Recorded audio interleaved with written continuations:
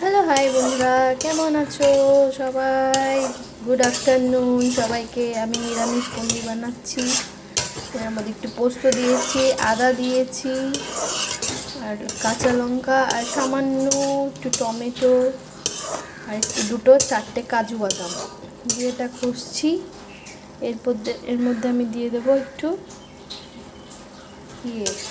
দুধের সর। তোমরা নিরামিষ পনির কে কে খেতে ভালোবাসো কমেন্টে জানাবে। এই যে দুধের শটটা দিয়ে দিলাম। এখন এটা ইয়ামি টেস্টি হয়ে যায়।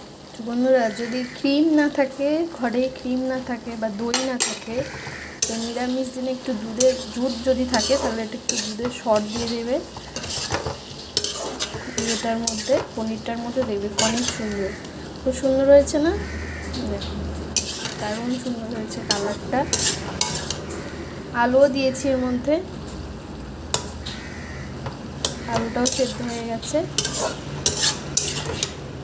আমি একটু জলও অ্যাড করে দিলাম, পনিরটা একটু গ্রেভি হয়।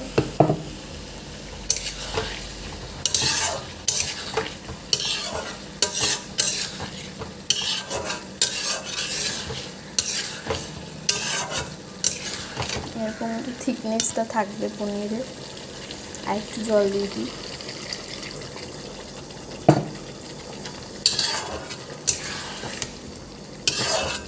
এখন একটু আরেকটু ঢেকে দেবো, তারপরে তোমাদের লাস্টে দেখাচ্ছি পনিরটা কেমন হয়েছে। ওই যে দুটো কাঁচা লঙ্কা দিয়ে দেবো এর মধ্যে। এই দেখো, সুন্দর না কালারটা?